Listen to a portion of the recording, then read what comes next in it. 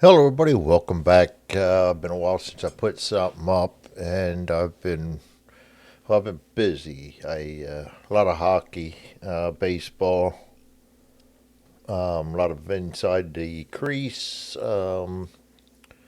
inside pitch, and getting some war game time in here. I'm doing Red Badge of Courage, as you can tell by the background,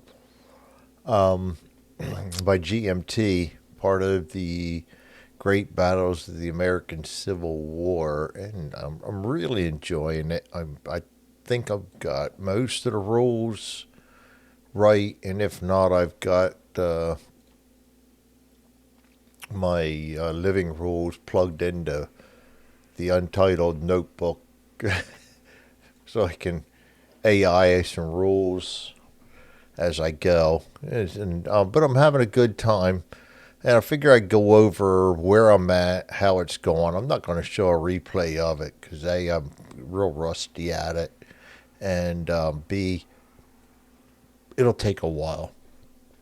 Yeah, but I'm going to do some overviews, and I'll probably post this as a compilation of the overviews of turns, or maybe just a whole bunch of short spurts of game recaps. So anyway, I am up to the game goes from on July 21st up to from 0900 to 2000, and we're going to start seeing heat of the battle. It's an August afternoon, very hot. Yeah, I can agree with that because I'm from around the East Coast, and I know what it feels like here, and been in Gettysburg, and actually my son lived down around this area for a while, so yeah, it gets really nasty. So there's some rules there, and I'm got to read up on them yet to make sure I get it right. But it affects fatigue, and fatigue right now is not bad. I've been kind of watching everybody. If you look close down here on Evans, he's got okay fatigue going right now. I don't think I can hold that in there and still get it. But if you look in the top right of Evans' counter, he's got a okay next to his advanced orders. Actually, I can get rid of the move too and get rid of some of that confusion. Um, that's not affecting him yet, but it will in a hurry. So I'm getting ready to start the noon turn, and Keys, part of Taylor, because Taylor dragged his feet releasing his brigades, has still not rolled. He will start rolling this turn for activation. I just last turn, the 1100 turn, got Shank ordered and released, and he had two. He was the first one I started rolling for at 1000, and he didn't get activated until turn. So his second activation of turn the 1100 turn, and Sherman activated on his second attempt of the 1100 turn. I think I got that activation correct, but if I'm wrong, I'm wrong. It's my game. I'll play it that way. But anyway, there was a little bit of resistance over here from Evans. He had two detachments of 50 men each up around. One was right here, I believe it was, and the main guy was up here, and then I think there was a small group right here with a piece right here. The 50 guys right here got wiped out by fire as soon as Shank's crew came in, moved down into here and fired. So they didn't last long. So as soon as that happened, I consolidated the 4th South Carolina here and pulled them back. And so things are looking it's early in the battle, and the things are looking tough for the Confederacy right now, but they're outnumbered. They got one poor little group right here, and it looked bigger than it was because the Hampton Legion just got up here to where they might be able to help. My main contributor of forces to the battle got disrupted right away. Plus, he rolled the limited ammo, so he's got a -2 plus -1 to roll for firing, so he's in a hurting unit. So I'm hoping to get Evans back here and spend one activation rallying these guys up and doing some ammunition, and maybe they can try and hold out here. I do have B getting ready to take the left flank here and stabilize that. So they're right in position to do that. Bartow's coming along, but moving up this trail's been slow. And if I move them more than 2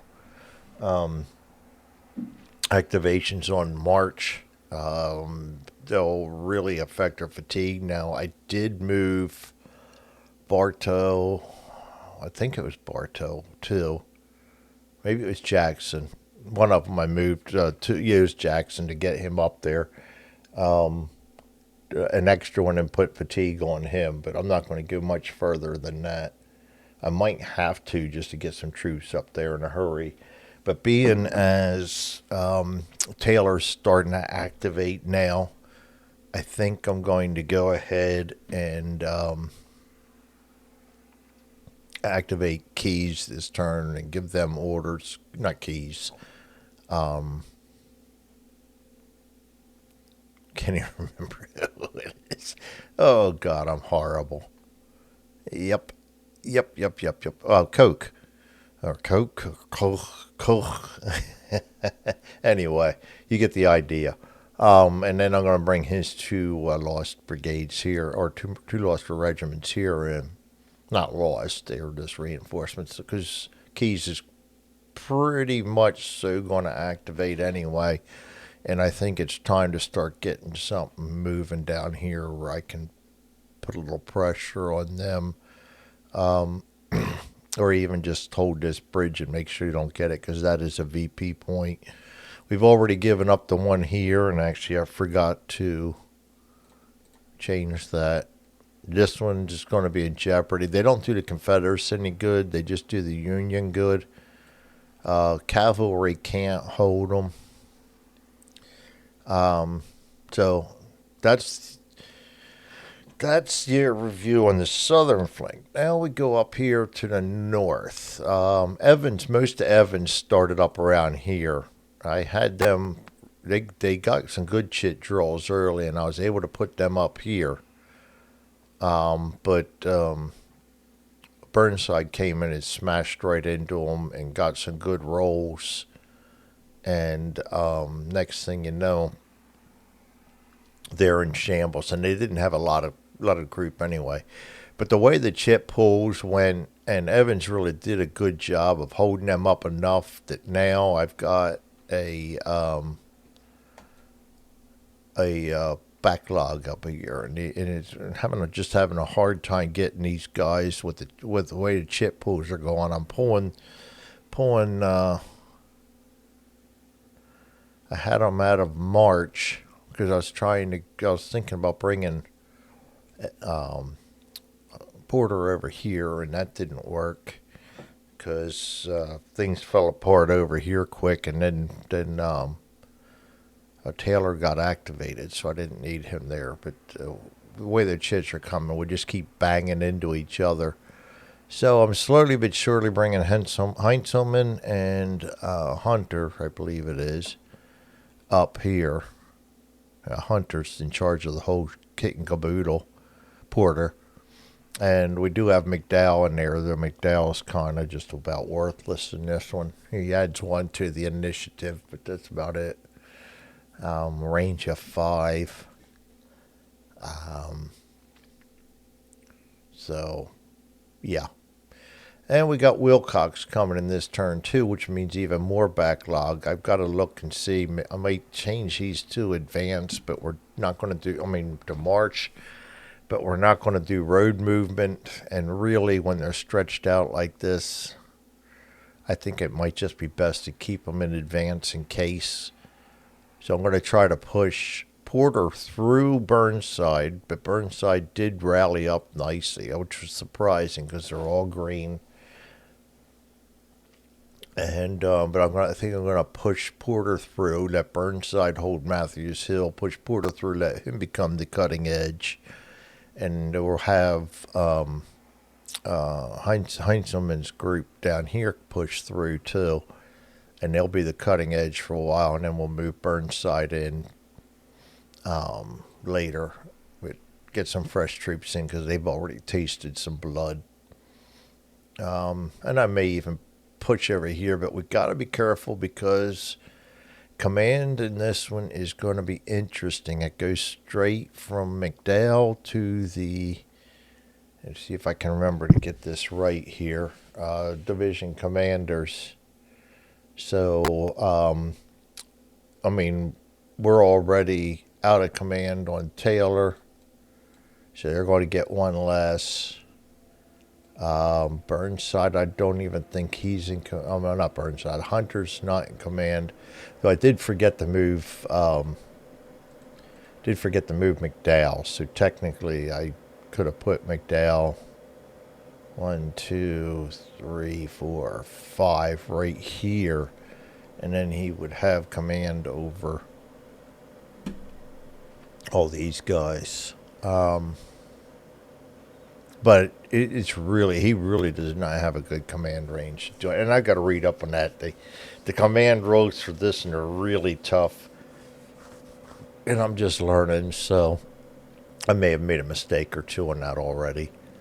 But it's still playing out nice. So we got a backlog coming in here. And really, if any of you have played this before, there's not a whole lot you can do. You can't cross Bull Run without going through a ford. And you got one ford here, one ford here, and one ford here, and one ford here, but you're already past here, so there's really only your only opportunity to get in through where Cummins right here at these two. And if you take this other fork down this way, you're out of command and loose and some orders every turn. So I might shoot somebody down there. It's worth. We're getting pretty backlogged up here anyway, so it might not be bad. And add fatigue in. I'm only running them 2 out of their 3 chits or whatever they get, so it's usually 1 or 2 movements a turn. So I do got to get down here and capture that. So we're going to have to start changing that a little bit. But this turn, things should start shaking because guys are starting to get activated now. More guys are getting on the board. Starting our next turn, the Confederates are coming in force. So they're going to be going from defensive to offensive. And it's getting interesting. And I'm really enjoying the concept of this game. I played the MMP, what is that, line of battle, not line of battle, brigade size, I forget the name of it now. They have a regimental system and then the brigade system, and I like them, but they've streamlined, this system has a more streamlined orders, and the chit pool's just, I love chit pool, because it adds a whole new fog of war in, and then you run into being out of command and losing an order, and like the special orders in this one where Taylor was dragging his feet. He'd been sitting up here for 2 turns until just the tail end of the last turn where he started moving. So, yeah. I'm having a blast. I think it's a really good system. I'll probably spend too much money on it now. And but hey, that's what it is. Actually, I know I did. I got well, not spent too much on it yet, but I did get the Shenandoah battles coming, and I'll start getting some more as they become available. So anyway, we'll leave it at that. I think there's some mans of the Confederates that are getting ready to come in. 1300, 1400, 1500. This up here is Keys. He will start rolling for activation this turn. He could have started last turn, but you're only allowed to activate them staggered. So this is going to be the first turn he's going to be able to try. And we do have one more bunch of Union coming in. That's going to be Howard. And if I'm not mistaken, he comes in.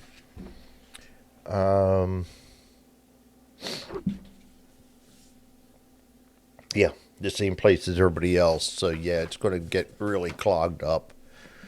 And I just need to keep pushing forward, get guys over the Bull Run. This one here, this can be crossed. I think that's +1. So once we've already got what 2 over the creek now. We got, I mean, Rock Run. Oh, not Rock Run. That's where he used to live. Bull Run. And we've got more comments. And it'll be a little bit more maneuverable down here. I probably could have cut Taylor's crew down through these guys, but I didn't want to activate them. And now we're here. I don't know. I'll put them out of command if I start knocking Taylor down here. Right now, they're all in command. 1, 2, 3. Well, he's out of command already anyway, so it might not matter. But I might push down here and engage these with Taylor. And then allow Burnside and Porter and them to try to push Evans off the hill. So, anyway, there it is. Things are starting to come together. Good system. I've tweaked my Vessel module quite a lot, as I always do. And I didn't see the one that had more stuff done to it. So I think probably the best module, if you're getting the modules for these, is, let me see if I can draw it up here and remember which one it is. I missed it first time through, so I already put too much work into this one. But there's a couple of things that I liked on that one that I need to implement into mine. The 1.26J21 module is probably the best one to get down. And but I've already don't answer this one. I'm not going to put it up. I mean, yeah, I could share this one. It's not a big deal, but there's really not a lot to it. I did put dynamic properties in instead of just straight layers. I still want to take their concept of ineffective brigades. They've got that automated. I want to move that over to mine. That took some internal coding on their part and beyond my level. So I'll try to add that to mine. That's pretty simple once you look at it. But I'm wandering. But there we have it. I will play a couple more turns, or at least one more turn, and then I'm doing another segment. Maybe I'll tie them together. Maybe I'll post them up. Hey, I'm retired now. I do it as I please. Thanks for joining me, everybody. This is Red Badge of Courage, First Bull Run by GMT Games. And actually, I usually introduce who designed it and whatnot. And I actually forgot to, by Roger McGowan, which is appropriate because of prayers out to him and his family as I was reading that he's not doing well right now. So we wish him and his family the best. And it's hard seeing people. I mean, you know of them. I can't say I know them. I never met them personally, but I've worked around with them and see a lot of his work. And he's another one of our board game guys, and did a lot for this hobby. And we wish him the best too. So I will see you guys later. Thanks for joining me, and you all have a good evening.